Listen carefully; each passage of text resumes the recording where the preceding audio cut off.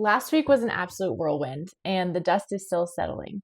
For those of us in the grain and fiber space, we may think we can take a quick sigh of relief, but the reality is we still need to be engaged in the conversation. But today, I'm calling for a ceasefire.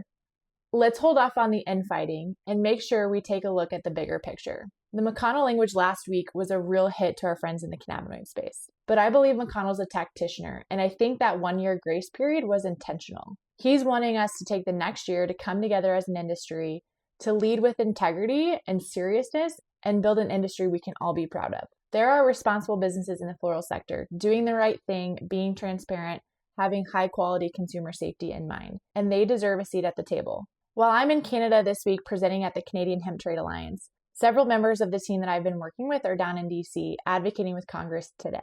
What we've been working on is a holistic framework that is simple, not easy, but I believe simple, and I think we can all get behind it. What we're presenting is that we break up regulation of the cannabinoid sector into 3 different buckets. USDA should be managing cultivation, and we should have compliance based on risk assessment.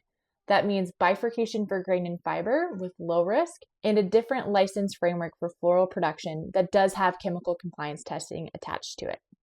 From there, we move to FDA and DSHEA, Dietary Supplements Act. We're presenting that manufacturing and cannabinoid products that are non-impairing remain under DSHEA. And finally, we're asking TTB to manage impairing cannabinoid products. This isn't an overly complicated framework. We are going to have to get buy-in from the Hill, and we are going to need Congress to write in law that regulators need to do their job. We understand the details really matter here, and we're not suggesting that we know all of those details today. But what's important is that if we believe that this framework can really provide a holistic solution to Congress, then we need to act fast to get the first domino in place, which is Farm Bill.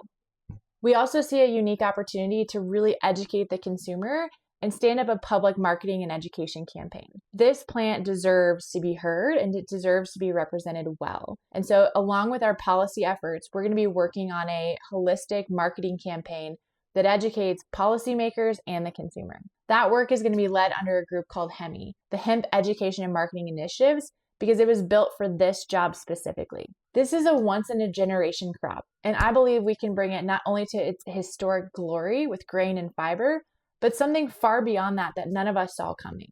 We really have an opportunity here, and I want to take care of the people that are hardworking Americans that are trying to make their dreams come true as well. The bad actors, they have to go. The bad products, they got to come off shelf. But I'm a person of faith that believes that we're at this moment in time for a very specific reason. And I would encourage you all to take a moment and let's try to find a way to unify under one beautiful crop and see if we all can have a